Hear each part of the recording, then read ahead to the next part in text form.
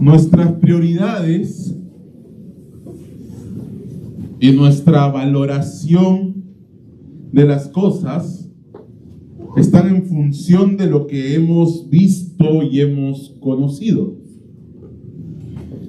Por ejemplo, cuando somos niños, si alguno de ustedes ha usado triciclos o hemos tenido amigos que usaban un triciclo, valorábamos mucho nuestro triciclo, queríamos tener el mejor triciclo y luego, cuando aprendimos a montar bicicleta, el triciclo quedó ahí tirado, ¿no es cierto? Y ya prácticamente o lo regalaron o no sé qué pasó con este triciclo. Algunos lo tienen todavía, no creo, ¿no es cierto? Quedó ya sin importancia, ya no le damos importancia al triciclo. Por otro lado, si luego, más grandes aún, pudimos llegar a tener auto, la bicicleta, aunque podía seguir siendo importante, ya no era tan importante como cuando éramos adolescentes y era nuestro único medio para transportarnos y recrearnos. Y hoy pasa lo mismo en la iglesia de Cristo. Los hombres se enorgullecen por sus dones, por sus talentos, así como los niños se enorgullecen por sus triciclos. Y muchas veces se enorgullecen de acuerdo al grado de visibilidad, al grado de, podríamos decir, protagonismo que tienen estos dones en la obra de Cristo. Pero algo que Pablo quiere que recordemos y que el Espíritu Santo quiere que la iglesia entienda es que esto es temporal. Esto es temporal. Y muchos se comparan, muchos cristianos se comparan sus dones con el del vecino, con el del otro creyente. Se miden de acuerdo al alcance de su ministerio, de acuerdo a cuántos likes, cuántas vistas. Se miden de acuerdo a la influencia que tiene su ministerio. Y muchas veces, por ese orgullo, terminan actuando sin amor, enseñoreándose de las ovejas o dejando de ser enseñables, amonestables.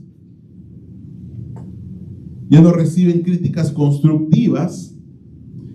Y lo mismo estaba pasando en la iglesia de Corinto. Ese era uno de los problemas que había en la iglesia de Corinto. Se creían muy espirituales porque tenían muchos dones, tenían todos los dones, pero se habían olvidado del amor. Por eso es que se ponían tropiezos los unos a los otros. Por eso es que en vez de priorizar al hermano, cada uno se adelantaba a comer su propia cena. Y mientras unos estaban llenos, otros se morían de hambre. Muchos dones, muy vistosos, pero no había amor. Y es por eso que Pablo les tiene que hacer ver la correcta perspectiva de los dones en comparación con el amor. Quiere poner al amor por un lado y a los dones por los cuales ellos tanto se enorgullecían y poner a los dos en una correcta perspectiva. Y terminando con este pasaje, con este capítulo que algunos le llaman la carta del amor, que es 1 Corintios 13, él termina con una última evaluación, con un último concepto sobre el amor, y es la permanencia del amor en comparación con los dones espirituales. Y vamos a 1 Corintios capítulo 13, versículo 8. 1 Corintios capítulo 13, versículo 8. Y dice así el pasaje que hoy vamos a estudiar. El amor nunca deja de ser, pero las profecías se acabarán y cesarán las lenguas y la ciencia acabará, porque en parte conocemos y en parte profetizamos, mas cuando venga lo perfecto, entonces lo que es en parte se acabará. Cuando yo era niño, hablaba como niño, pensaba como niño, juzgaba como niño, mas cuando ya fui hombre, dejé lo que era de niño.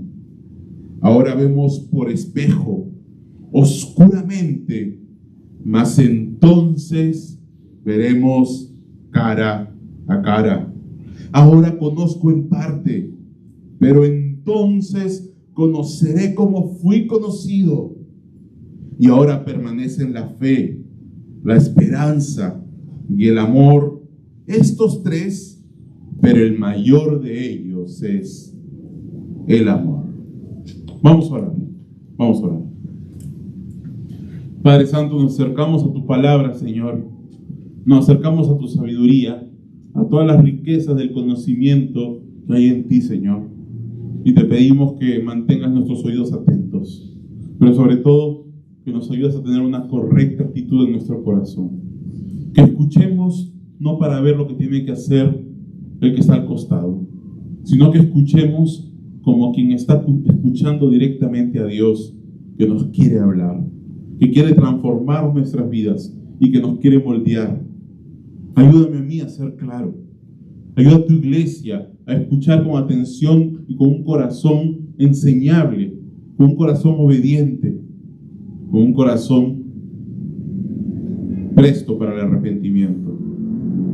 Ayúdanos, Señor, a vernos en el texto, a ver nuestra realidad, a vernos en el espejo de tu palabra y poder reconocer y no ser oidores olvidadizos y salir de aquí dispuestos a aplicar lo que tú nos dices. Te lo pedimos en el nombre de Jesús. Amén. Amén. Es importante, mis hermanos, volver al contexto para entender bien de dónde viene este pasaje. Los corintios abusaban de sus dones. Ya lo vamos a ver desde el próximo capítulo, cuando veamos el don de lenguas. En vez de sujetarse al señorío de Cristo y funcionar como un cuerpo que se edifican unos a otros por medio de sus dones, estaban repitiendo lo que pasaba cuando se les llevaba a los ídolos mudos que no tienen poder para santificarlos. Repetían el énfasis que había en las falsas religiones. En las falsas religiones se usaba la religiosidad, se usaba cualquier manifestación espiritual falsa. Y en este caso se usaban los dones para la promoción personal, para la autogratificación por medio de exhibirme, hacerme notar y buscar. Todos juntos, todos en la iglesia de Corinto competían por el mismo don. Todos querían tener el don de lenguas. Y es más, aparentemente en los cultos todos hablaban en lenguas al mismo tiempo. Todos buscaban ese don porque era el más vistoso, porque era el más llamativo, porque era el más visible y el que más te podía promocionar. Pero no solamente el don de lenguas, el don de profecía, que es un don para edificación de la iglesia, y el don de ciencia, que es un don para enseñar la palabra correctamente, pero se buscaban con fines que no eran santos y que no eran para la edificación de la iglesia. Y Pablo tiene que corregir este abuso de los dones. Y para corregir esto, Pablo comienza a explicar primero el principio del cuerpo humano. Eso estuvimos viendo antes. La iglesia es como un cuerpo humano. Un cuerpo humano tiene órganos y cada órgano tiene que cumplir su función, si no el cuerpo se enferma y se muere. Así cada cristiano tiene que cumplir su don y su don tiene una función y no tiene por qué buscar un don para su propio egoísmo, sino para que el cuerpo pueda andar sanamente, edificarse, para el bienestar del cuerpo, no para el bienestar de uno. Pero Pablo, además de haber explicado esto en los primeros versículos del capítulo anterior, del capítulo 12, por encima de esto, la iglesia tiene que servir y vivir en el amor de Dios. Eso es muy importante, es el amor de Dios, un amor alto y verdadero que hemos terminado de estudiar las semanas pasadas, antes de que salga de viaje. Sin este amor, nuestros dones no sirven para nada. Sin el amor, nuestros dones no son de beneficio, no edifican a la iglesia. El don sin amor no sirve para nada. Y ahora Pablo va a hablar de cómo el amor es superior. En este pasaje que hoy día vamos a estudiar, vamos a hablar cómo es mayor que todas las demás cualidades, que todos los demás dones, de cómo el amor es la función que cumple el cuerpo, que es más importante de todas. La superioridad del amor frente a los dones espirituales. Ahora, ¿cuál es el argumento que Pablo usa para explicar que el amor es superior a los demás dones? Y el primer argumento es que el amor es superior porque es eterno. El amor es superior porque es eterno. 1 Corintios capítulo 13, versículo 8, dice así: el amor nunca deja de ser, pero las profecías se acabarán y cesarán las lenguas y la ciencia acabará. Así que Pablo comienza con un adverbio temporal. Él está hablando de épocas, de tiempos. El tiempo aquí es la clave. Dice que el amor nunca, jamás, en ningún momento, no habrá instante, no habrá momento en el que dejara de ser.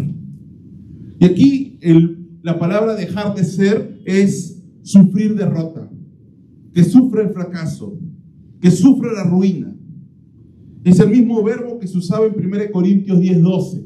En 1 Corintios 10:12 vemos este texto. 1 Corintios 10:12. Así que el que piense estar firme, mire que no caiga. Esa palabra caiga es la misma que está usando acá para dejar de ser. El amor nunca caerá. El amor nunca será vencido. El amor nunca fracasará. El amor nunca sufrirá la ruina. El amor nunca quedará abolido. El amor nunca estará de más. El amor nunca será inútil. El amor nunca será fuera de contexto, obsoleto o sin utilidad. Nunca tendrá descalificación. Nunca se extingue. Nunca se vuelve inútil. Siempre es útil. Siempre es requerible.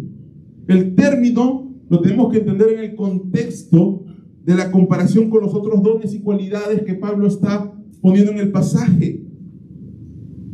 Las profecías se acaban, las lenguas cesan, la ciencia se acaba. El amor, en comparación, siempre dura y perdura, siempre se mantiene vigente, siempre, por toda la eternidad, será útil y será importante. El amor siempre tiene propósito, siempre tiene sentido e importancia por toda la eternidad, desde la eternidad y hasta la eternidad. Es igual de vigente, es igual de necesario, es igual de importante. En cambio, en contraste con esta realidad, con esta característica del amor, de su trascendencia, de su permanencia, de su vigencia eterna, las profecías se acabarán, dice. Pero las profecías se acabarán. Ahora, aquí Pablo está enfatizando bien el contraste. El amor nunca será obsoleto. Si lo podríamos leer en el griego, podríamos entender bien cómo Pablo está hablando, de una manera bien contrastante, bien directa. En el griego se entiende algo así, como si Pablo estuviera diciendo: el amor nunca será obsoleto, el amor nunca será, pero las profecías sí serán, y las lenguas sí serán, y la ciencia sí será. El amor nunca será, las profecías sí serán. ¿Qué serán? Obsoletas, inútiles, se acabarán. ¡Wow! Y esto nos sorprende, ¿no? Y este es uno de los motivos por los cuales los corintios estaban enorgulleciendo tanto por las profecías y las lenguas, porque no entendían que esto era temporal. Algún día esto será obsoleto, algún día esto quedará inútil, algún día esto será accesorio. El amor nunca lo será, nunca será accesorio. En contraste con el amor, que nunca será abolido, nunca se dejará en desuso, las profecías, las lenguas y la ciencia sí lo serán. Sí tendrán un límite temporal. Y con esto Pablo queda confirmado que el amor es superior. Por medio de una característica, su duración, su vigencia. Por supuesto, esto dentro de la mente corintia y dentro de la mente de la iglesia actual, muchas veces no contrasta, no se entiende, porque para la iglesia actual, para los corintios, por encima del amor estaba el reconocimiento, la fama, la influencia que te puede dar el conocimiento, que te puede dar el poder, que te puede dar la autoridad al usar tus dones. Corintio era una ciudad donde mucho se buscaba la movilidad social. Los esclavos estaban comenzando a sobresalir. Incluso habían esclavos que tenían más poder que los hombres libres. Hay una búsqueda de notoriedad, una búsqueda de fama, de reconocimiento, de posición social en Corintio que se había traído dentro de la iglesia. Y solamente la iglesia era un tobogán, una catapulta para poder catapultarse, ser más reconocido. Lo que no habían logrado, de repente en la sociedad lo querían buscar en la iglesia. Esos conceptos mundanos de movilidad social, de buscar siempre mejorar su condición, ser más reconocidos, ser mejores, los hacían buscar estos dones por encima del amor. Pero el amor es contrastante, porque el amor te capacita para meterte en lugares recónditos, escondidos, donde no vas a tener ningún reconocimiento y donde nadie te va a ver servir, a servir a personas desconocidas que no son valiosas para el resto del mundo. El amor te hace servir sin esperar reconocimiento. El amor te capacita para servir sin esperar admiración ni fama. El amor te lleva a tribus lejanas donde nadie te conoce ni ve lo que haces. Te lleva a servicios invisibles para el ojo humano, a ministerios pequeños para el ojo humano y para el mundo. El amor busca todo lo contrario de lo que busca el mundo. El mundo dice, si en algo te beneficia, entonces hazlo. El amor dice, si en algo puedes beneficiar a otros, entonces hazlo, aunque a ti no te traiga ningún beneficio.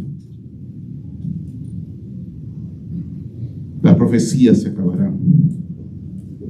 Cuando hablamos de profecías, por supuesto, tenemos que entender que dentro del tema de las profecías, ahora Pablo está usando acá 3 dones que son los dones que había usado en los primeros versículos. Es interesante esto. ¿Se acuerdan que cuando Pablo empezó este pasaje, este capítulo de 1 Corintios 13, en los primeros versículos usó los mismos dones, profecía, lengua, ciencia? Miren lo que dice 1 Corintios 13:1.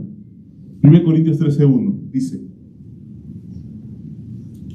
si yo hablase lenguas humanas y angélicas, ahí está el don de lenguas, y no tengo amor, vengo a ser como metal que resuena o címbalo que retiñe. Y si tuviese profecía, está el don de profecía, y entendiese todos los misterios y toda ciencia, está el don de ciencia. Y si tuviese toda la fe, de tal manera que trasladase los montes, y no tengo amor, nada soy. Pablo vuelve a estos 3 dones.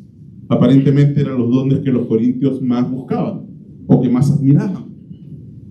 Pablo está diciendo, el amor es superior a todo esto. ¿De qué les sirve buscar estos dones si al final los están ejerciendo sin amor, para un beneficio personal y no para el beneficio de la iglesia? Eso revela ignorancia. Por encima de estos dones está el amor. Y claro, un amor bíblico que se guía por medio de la ley de Dios. Las profecías se acabarán. Cuando hablamos de profecías, tenemos que entender que la profecía tiene 2 aspectos. Una predictiva, los profetas predecían el futuro, ¿no es cierto? Dios dice en su palabra que vendrá un hambre a la tierra. Y también la profecía, que era simplemente dar a conocer la palabra de Dios. Palabra de Dios. El profeta es alguien que simplemente trae la palabra de parte de Dios. Hoy el don de profecía se hace cuando abres la Biblia. Palabra de Dios. Porque ahora ya no hay revelación directa, ¿no? Antes los profetas recibían revelación directa. Ahora los que tienen el don de profecía reciben la revelación de manera indirecta a través de la palabra, de manera mediada. Entonces yo les puedo decir a ustedes, esto es la palabra de Dios porque les estoy explicando la palabra de Dios, y esto vendría a ser como la labor que hacía el profeta. Pero incluso estos 2 aspectos, tanto la predictiva como la de promulgar la palabra de Dios, la de traer palabra de Dios. Dice que esto será temporal. Esto será temporal, porque dice, en parte conocemos, después Pablo dice, y en parte profetizamos. Se entiende que la profecía es necesaria porque en este tiempo tenemos un conocimiento parcial. Lo está diciendo, o sea, ahorita el don de profecía está, pero el don de profecía se acabará. ¿Por qué? Porque en parte profetizamos. O sea, lo que está diciendo aquí Pablo es, una de las razones por las cuales hoy hay don de profecía es porque tenemos un conocimiento en parte, parcial, incompleto, no total, no pleno. Alguien tiene que venir y hablarnos de parte de Dios, iluminado por el Espíritu Santo, con una capacitación especial que otros no tienen. Por eso es que no todos tienen el don de profecía. Algunos profetizan, otros no. No todos tienen el don de profecía. Entonces, dentro de la iglesia, Dios pone algunos que tienen una capacitación especial para poder hablar de parte de Dios, exhortar y predicar la palabra. Y ese es el ámbito actual de este don.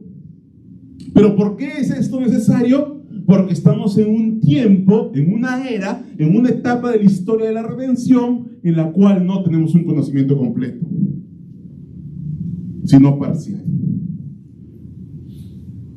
Y el problema que nosotros admiramos, reconocemos y muchas veces nos gloriamos en demasía estos dones es porque no tenemos un conocimiento total del panorama completo. Solo vemos lo temporal, lo de esta dispensación, lo de este tiempo, lo que está a este lado de la eternidad.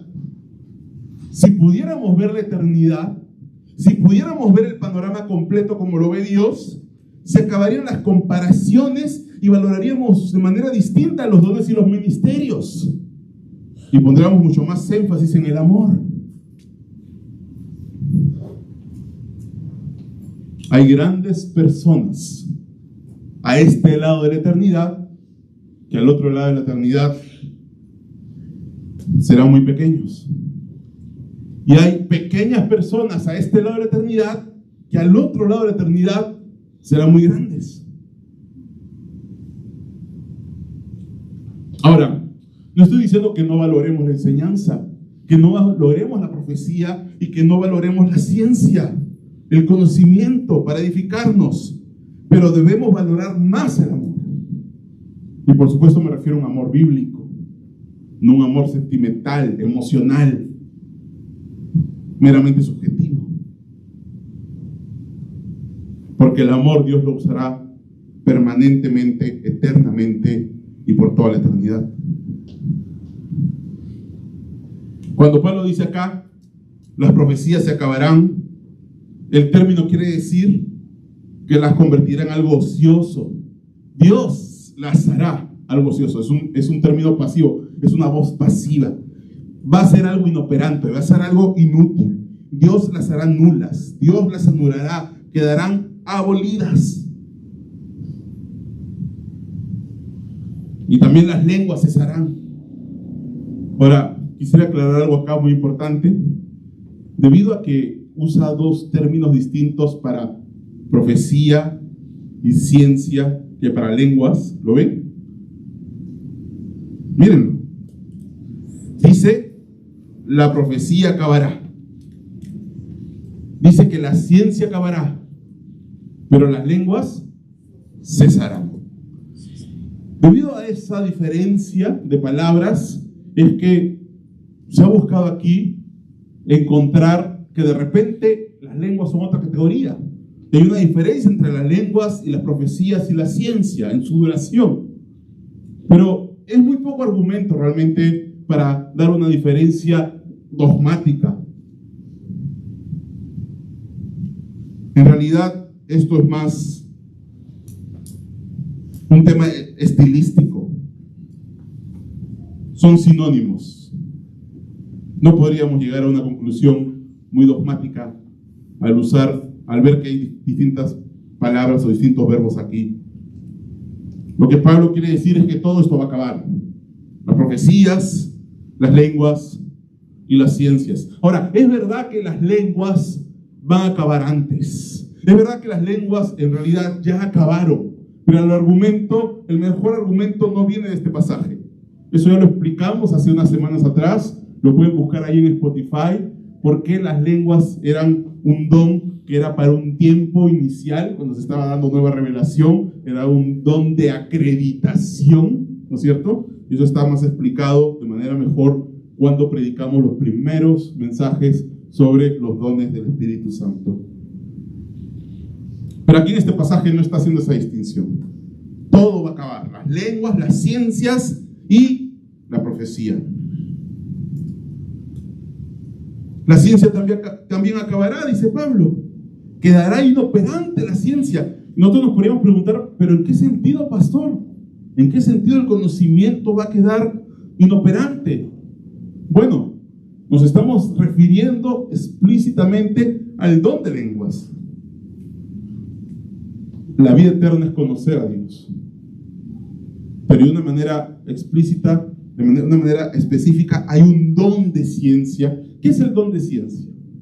Voy a hacer un recordatorio. El don de ciencia es la capacitación sobrenatural que Dios da a algunos hombres para que, por medio de la iluminación del Espíritu Santo, puedan entender la correcta interpretación de un pasaje. Es el don de ciencia: interpretar correctamente un pasaje, usar bien las herramientas, entender bien el contexto histórico y poder llegar al mensaje original que tenía el autor. Todos eso lo debemos hacer, ¿ah? No, pastor, yo no tengo el don de ciencia, por eso yo no estudio la palabra. No, todos lo tenemos que hacer. Pero hay hombres a los que Dios ha capacitado de manera especial para eso. Y es por eso que es bueno también recurrir a los libros, a los comentarios bíblicos, a maestros de la historia de la iglesia, porque Dios ha capacitado con un don especial a algunos, que es el don de ciencia. Pero incluso esta capacidad de poder entender bien la interpretación de la palabra, esto también quedará inútil, inoperativo, inoperante, abolido. ¿Por qué? Porque hoy conocemos en parte. Como hoy conocemos en parte, necesitamos de personas que tengan esa capacitación sobrenatural especial del Espíritu Santo.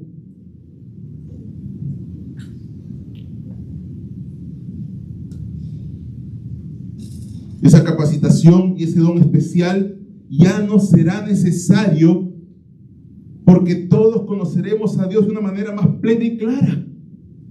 Va a llegar un momento en el que todos entenderán, todos comprenderán de una manera más clara, más plena. Disfrutaremos el gozo incomparable de la contemplación del rostro de Cristo mismo en persona. Vamos a poder ver su gloria de manera directa y clara. Y delante de ese conocimiento que será universal para todos los creyentes, cuando llegue ese día, y todos unidos estaremos adorando al Cordero, abrazados en un amor perfecto, en una unidad perfecta, en ese momento ya no será necesario, no será útil el que haya una persona especial, diferente, que tenga un don de ciencia. El conocimiento que tenemos hoy por medio de los que tienen el don de ciencia palidecerá, será nada comparado con lo que conoceremos, mis hermanos. Imagínense, si somos creyentes, esa debería ser nuestra más grande esperanza.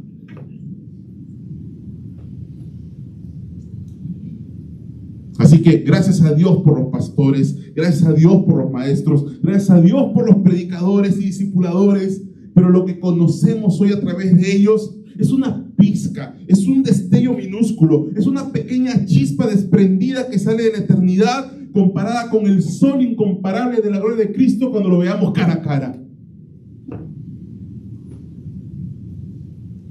Por eso es que gloriarse y enorgullecerse de nuestros dones de exhortación, profecía y ciencia es necio y solo refleja ignorancia.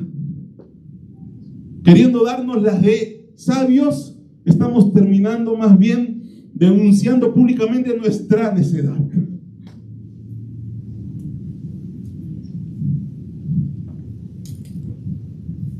Va a haber un cambio abismal, va a haber un contraste enorme Los dones que Dios ha dado para que la iglesia conozca y se edifique es solo una sombra de lo que vendrá, mis hermanos. Si hoy día tú puedes ver las verdades de la palabra de Dios y conocer las maravillas de Cristo y sorprenderte y admirarte de su gloria, imagínate lo que será cuando lo puedas ver.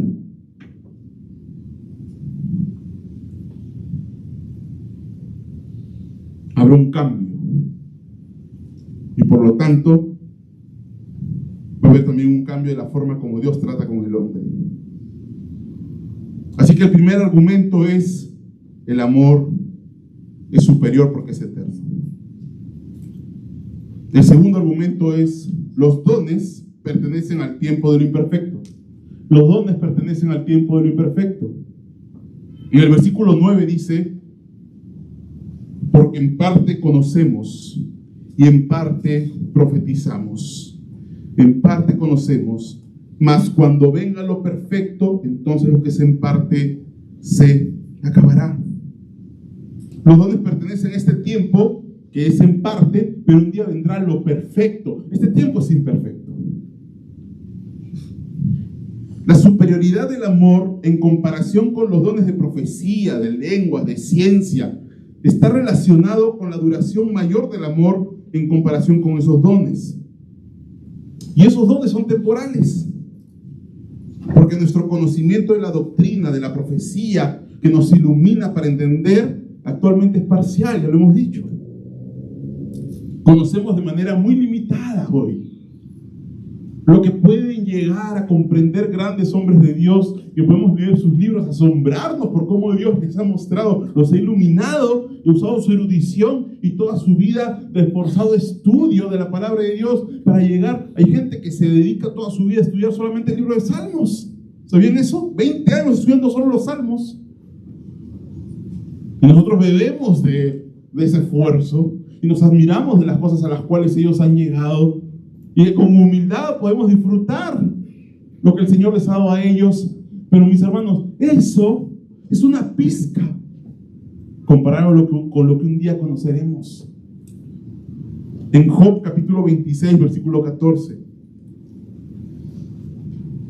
eso es un conocimiento parcial, es en parte que conocemos eso. Job 26, 14 dice: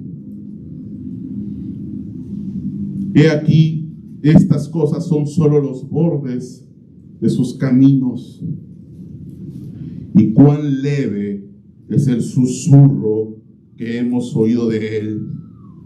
Pero el trueno de su poder, ¿quién lo puede comprender?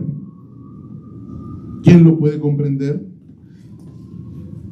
Es necio, es pretencioso que se nos preste un destellito de la gloria y ya nos gloriamos como si fuéramos nosotros las fuentes de esa luz.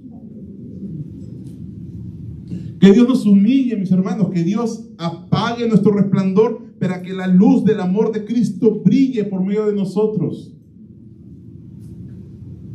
Y el verdadero amor, por eso, entendiendo este concepto, este contexto, y entendiendo la verdadera trascendencia de cada don, el amor de Dios obliga a que una persona en sí misma apague su propia luz, si es que pretende tenerla, para que todos los reflectores apunten a Cristo.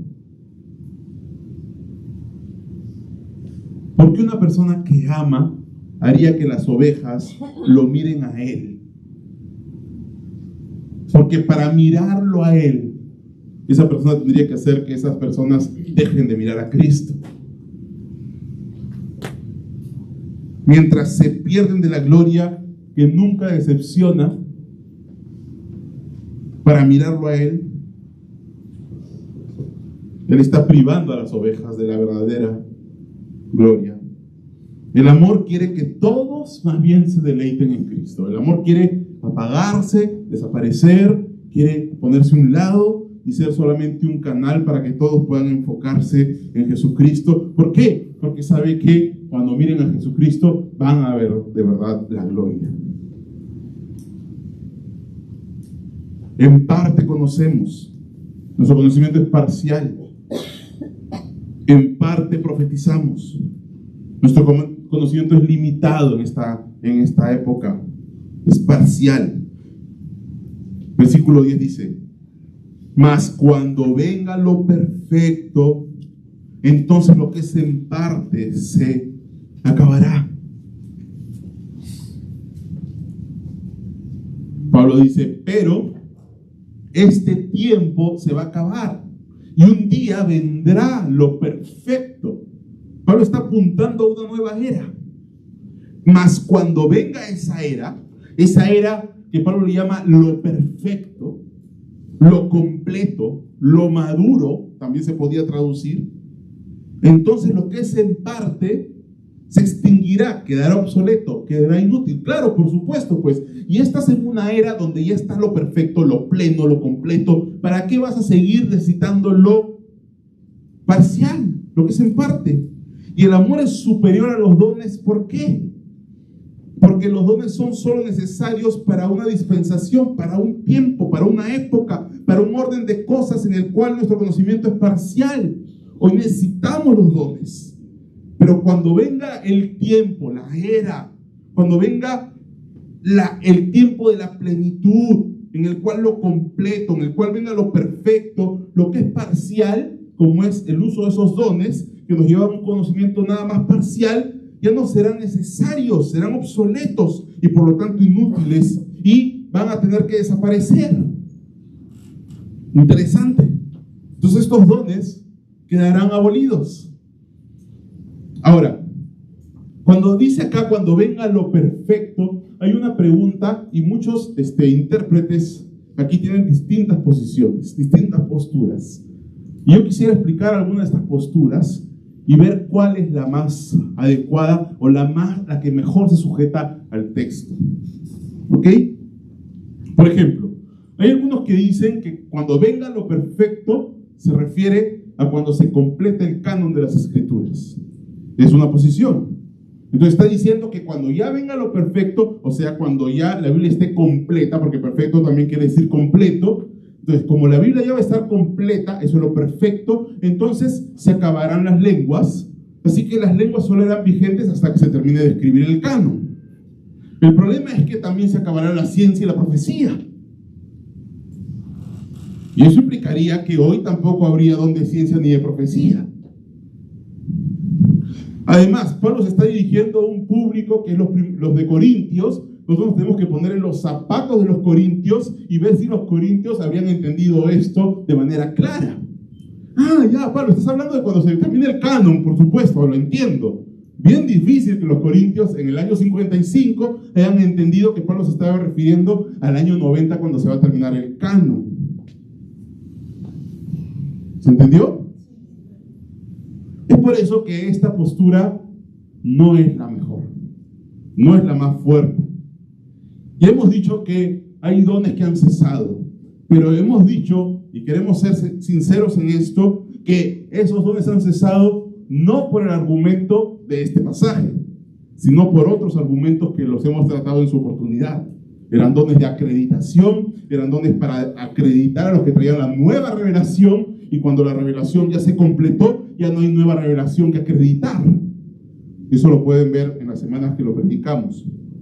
La segunda postura es que cuando venga lo perfecto se refiere a cuando el creyente sea maduro. Cuando un creyente ya sea maduro, tenga un estado de madurez tal que ya no requiera de las lenguas o que no requiera de la ciencia ni de la profecía.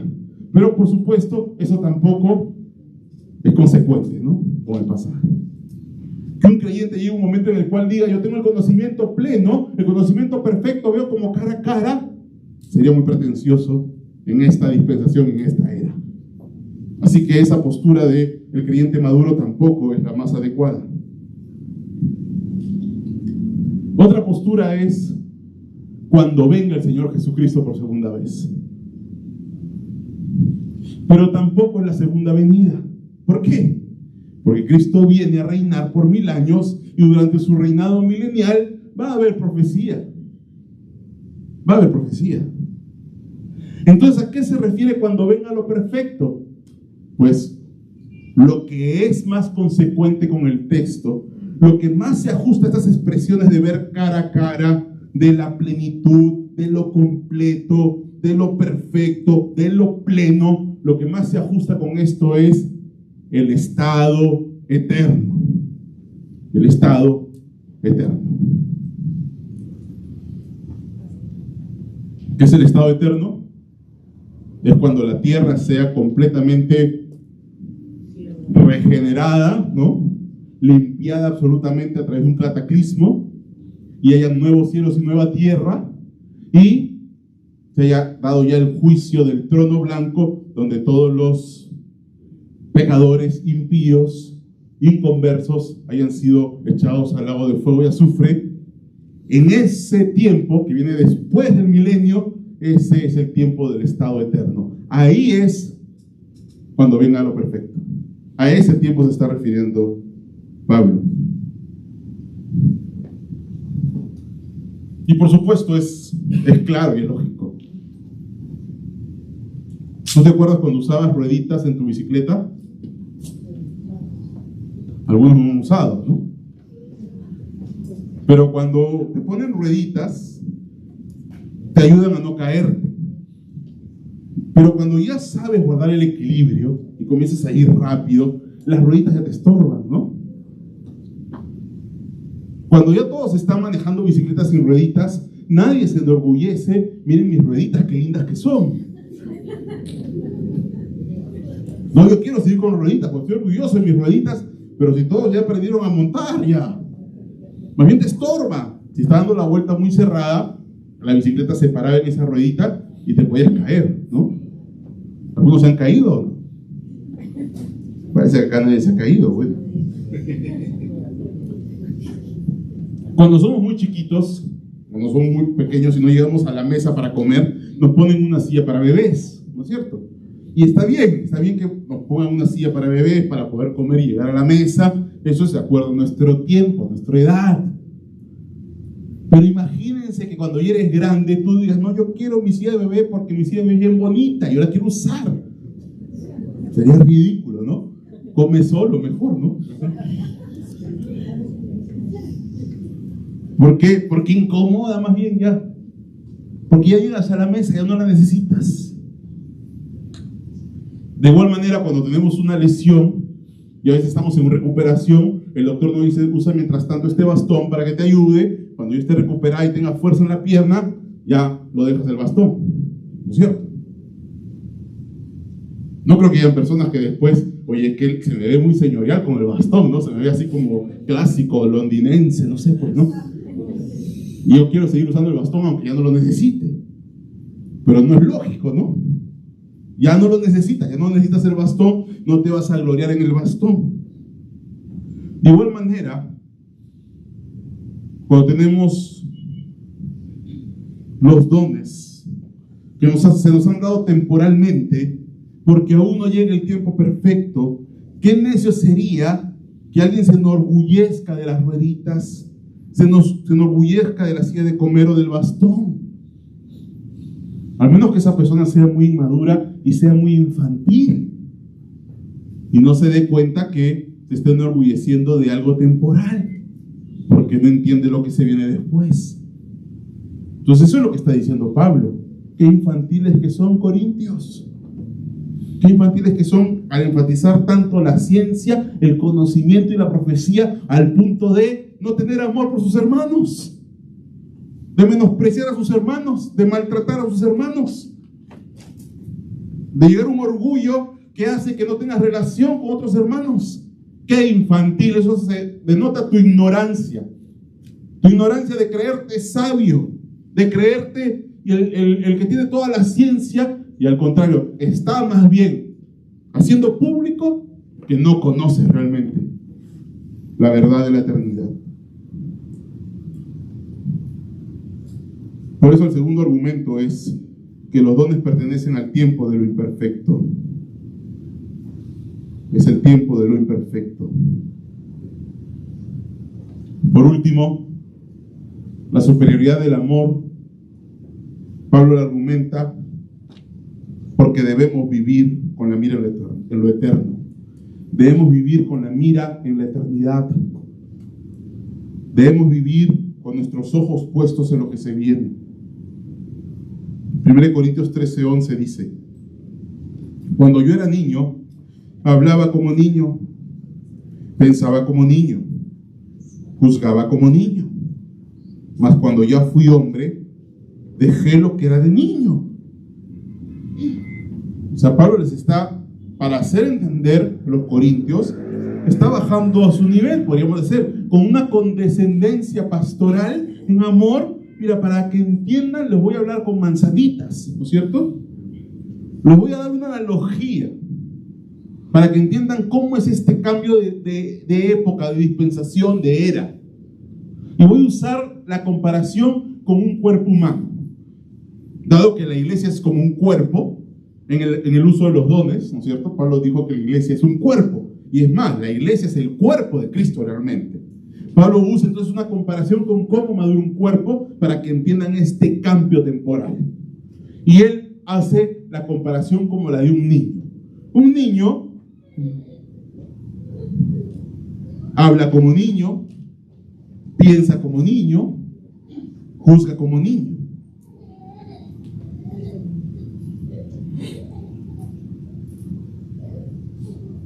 En cambio, cuando vayamos a la etapa de lo perfecto, seremos como un hombre maduro.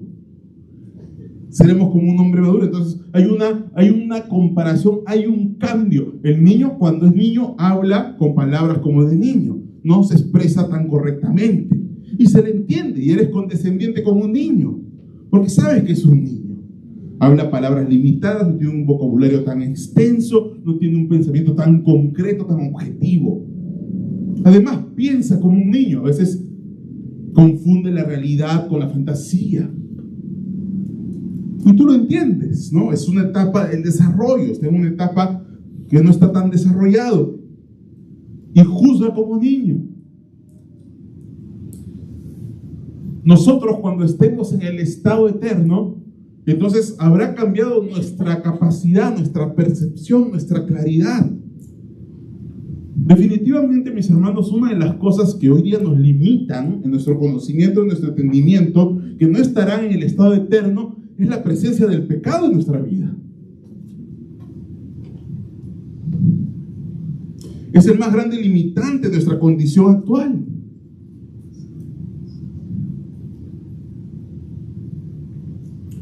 Cuando la iglesia esté con cuerpos glorificados, mis hermanos, será distinto a hoy, a pesar de que hoy ya hemos sido regenerados por el Espíritu Santo y tenemos una capacidad de entender mayor. Los que no son creyentes, al no haber sido regenerados, dice la Biblia, no hay quien entienda. No entienden su verdadera situación espiritual, no entienden cómo Dios se relaciona con el hombre, no entienden realmente quién es Dios. Cuando somos regenerados tenemos un mayor entendimiento, pero cuando estemos glorificados, la comparación será como un niño con un adulto en nuestro entendimiento. Por nuestro pecado somos inconstantes en el estudio de la palabra, somos inconstantes en el tiempo de oración. Por el pecado priorizamos otras cosas en vez del conocimiento de Cristo. Tenemos una agenda, pasatiempos que no reflejan la importancia y el valor de Cristo. Y muchas veces nos frustramos. Si somos honestos y pensamos como Pablo, llegamos a un momento de desesperación y decimos, miserable de mí, ¿por qué no me deleito más en las cosas de Dios? ¿Por qué no busco más a Cristo en oración? ¿Por qué me es tan fácil ir al Netflix y me es tan difícil ponerme de rodillas a orar?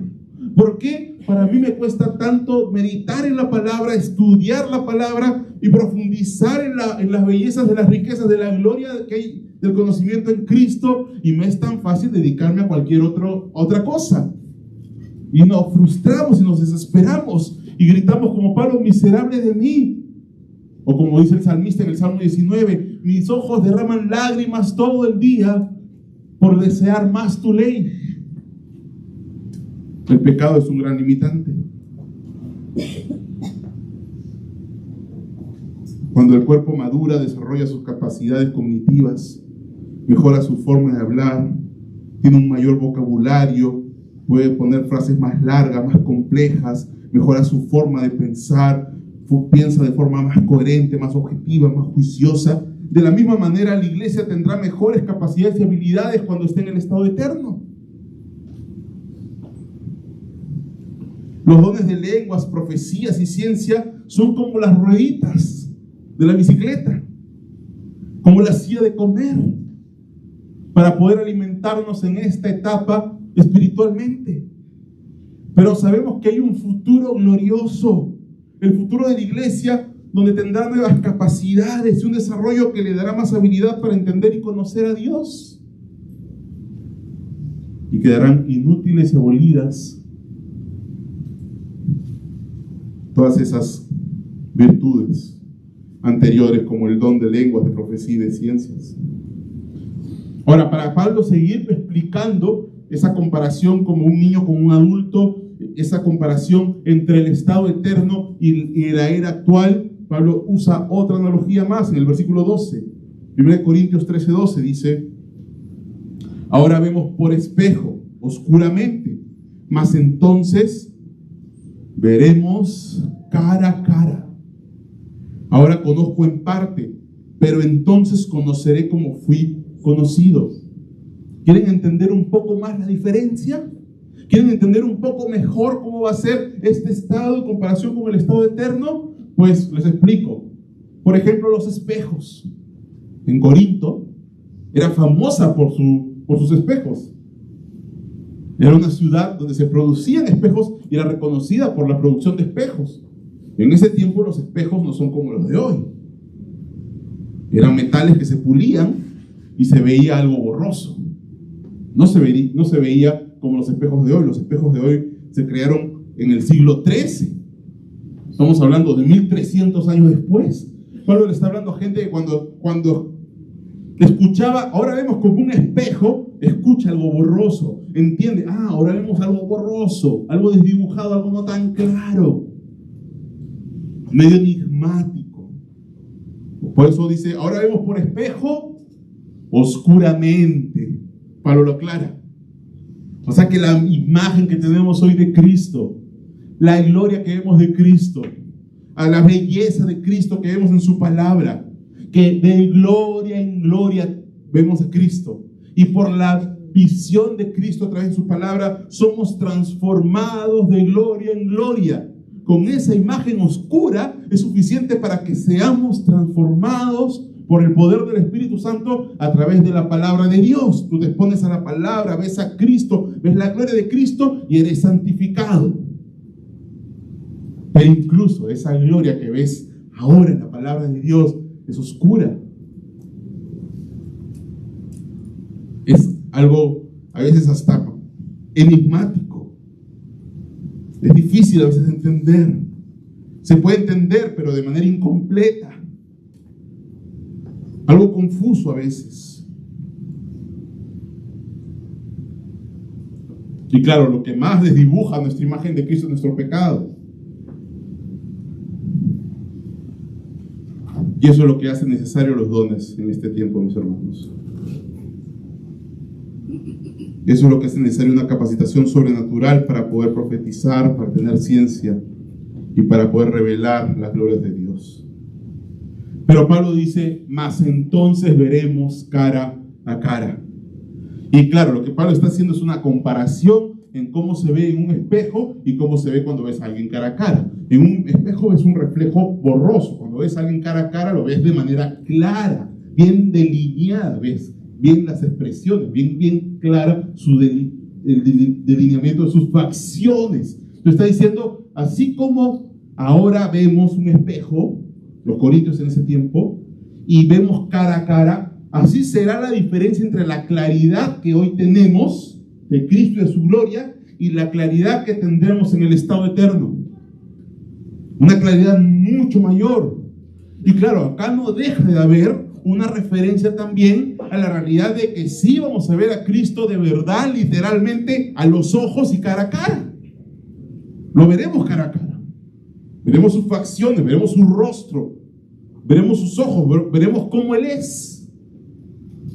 Entonces veremos cara a cara.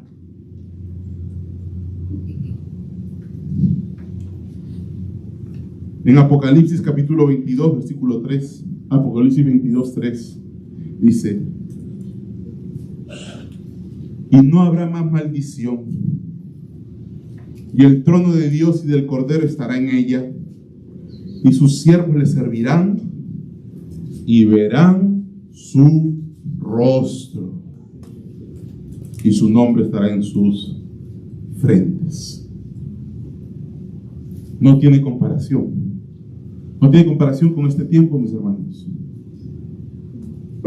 En Juan capítulo 17, versículo 24, Jesucristo, por eso su mayor deseo, por el amor tan grande que nos tiene, el mayor deseo de Cristo quiere que lleguemos un día a verlo tal como Él es. No con su gloria velada, como lo vieron acá cuando estaba caminando entre nosotros, sino con su verdadera gloria divina. Y en Juan 17, 24, por eso su intercesión, su clamor al Padre, su pedido, y que el Padre lo escucha y se lo va a conceder, es este: Padre, aquellos que me has dado, quiero que donde yo estoy, también ellos estén conmigo, para que vean mi gloria que me has dado, porque me has amado desde antes de la fundación del mundo. Cristo quiere que veamos su gloria, quiere que estemos con Él, y se refiere, por supuesto, a estar en el estado eterno con Él y poder verlo en su verdadera gloria. Y es el deseo de Cristo, que se lo pidió al Padre, y es el deseo que el Padre le va a conceder. Un día estaremos con Él y veremos su cara y su rostro con su gloria. A esto se le llama la visión beatífica. Mis hermanos, Cristo es lo más hermoso que existe. Cristo es lo más hermoso que pueden ver nuestros ojos. Ahora lo vemos con los ojos de la fe, pero un día lo veremos cara a cara. Ese día, cuando estemos delante de la gloria de Cristo, los celos, las contiendas, las envidias caerán como escamas, porque podremos todos darnos cuenta de los necios que fuimos. Pero Pablo sigue, y para que entiendan mejor cómo será ese tiempo y puedan entender con un correcto contexto, un paradigma y y tengan un correcto concepto de los dones, una correcta perspectiva. Otra comparación es: ahora conozco en parte, pero entonces conoceré como fui conocido. Y por supuesto, lo que Pablo está diciendo es: yo llegaré a conocer a Dios a la medida en la que fui conocido. ¿Y a qué conocimiento se refiere? Pues a cómo fue conocido también por Dios. Y claro, tenemos que entender que no vamos a llegar a tener un conocimiento divino, omnisciente, pero sí vamos a tener un conocimiento que se compare, que se acerque al conocimiento que Dios tuvo de nosotros. Y cuando se refiere a ser conocido, a conocer como yo fui conocido, no se refiere a información solamente. No es que conoceremos de qué color son los ojos de Jesús, de qué color es su pelo. No, se refiere a un conocimiento relacional, a un conocimiento, a una epignosis. El término aquí es epignosis, que se usa para un conocimiento más experimental. O sea, incluso se usaba esto como una forma velada de hablar de las relaciones íntimas, sexuales, ¿no? Y Adán conoció a su mujer, y se refiere a un conocimiento mucho más íntimo, relacional, de amor. Entonces, llegaré a conocer a Cristo, llegaré a tener una relación, llegaré a experimentar una intimidad, una cercanía, una relación personal con Cristo, como la que Él me tuvo desde la eternidad. Cristo me amó desde la eternidad. Cristo me conoció, y por eso a los que antes conoció, a ellos los predestinó para que lleguen a ser como Jesucristo, para que cuando lleguemos a ser como Jesucristo, nosotros lo podamos amar y experimentar y relacionarnos con Él de la misma manera como Él lo hizo desde la eternidad. Entonces conoceré de la manera como fui conocido. Porque por eso Dios dice, nunca os conocí, hacedores de maldad. A los que decían, pero en tu nombre hicimos milagros. Se refiere a ese conocimiento de amor, de intimidad, de relación, de experiencia diaria con Él. No es que no los conocía de información. Nosotros llegaremos a conocer en esa era, en el estado eterno, llegaremos a conocer a Dios, llegaremos a conocer a Cristo, llegaremos a tener una relación íntima, cercana, de amor, como Él nos amó y se relacionó con nosotros desde la eternidad. Ahora, qué increíble, ¿no?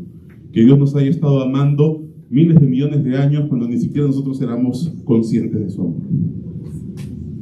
Nosotros llegaremos a relacionarnos con Él en amor, en esa misma dimensión durante toda la eternidad. Podremos experimentar la intimidad, la relación con Dios de una manera que nunca lo hemos hecho.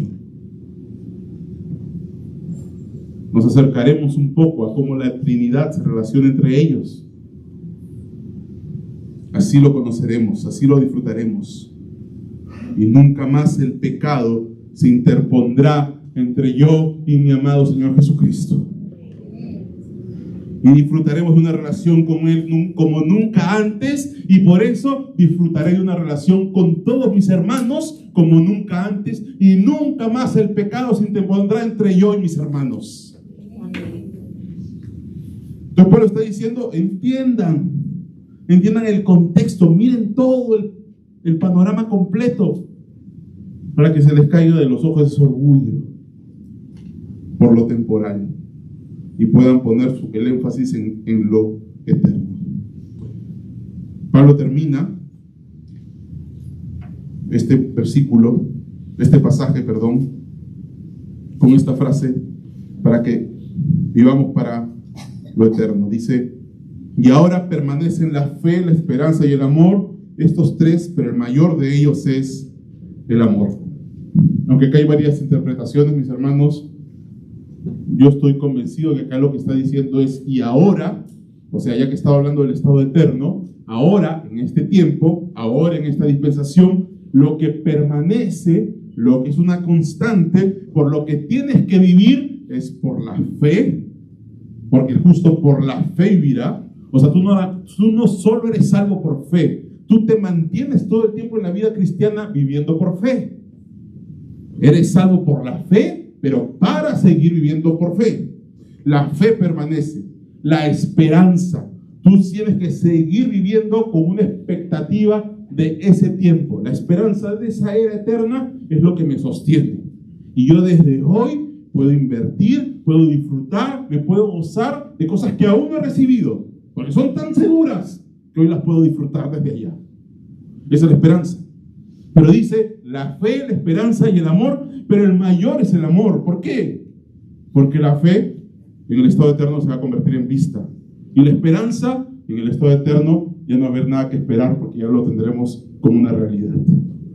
Por eso el mayor de ellos es el amor.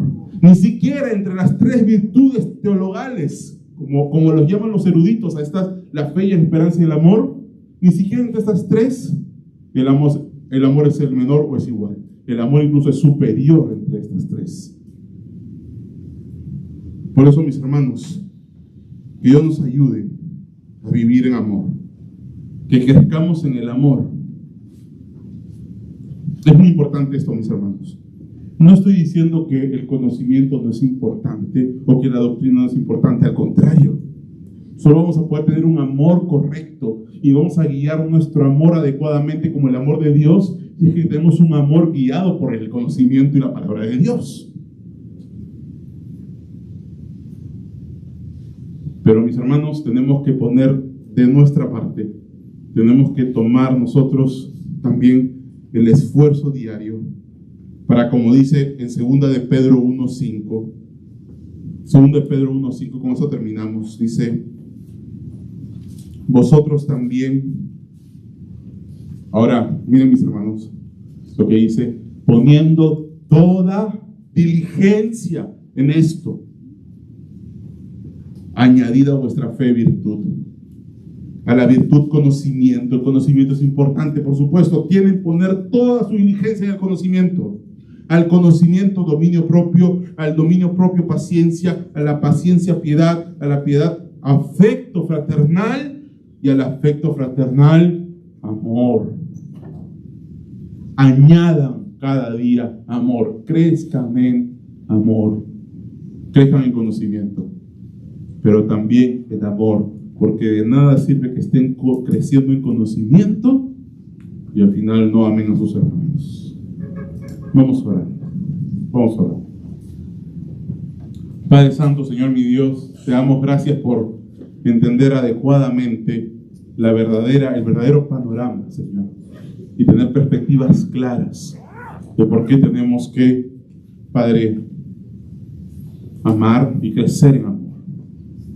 No dejar, no descuidar y darle la debida importancia al conocimiento, para que nuestro amor sea un amor informado y guiado por tu palabra. Pero que nunca el conocimiento, que nunca la ciencia, que nunca los dones nos lleven, Señor, a que dejemos de amar al hermano, a que menospreciemos al hermano, a que nos separemos de verdaderos cristianos. Padre, que digamos la verdad, pero en amor. Señor, que amemos, pero diciendo la verdad. Ayúdanos a nunca, Señor, caer en un desbalance y terminar enfatizando más los dones y enorgulleciéndonos más por el conocimiento, dejando a un lado el amor a los hermanos. Te lo pedimos en el nombre de Jesús. Amén.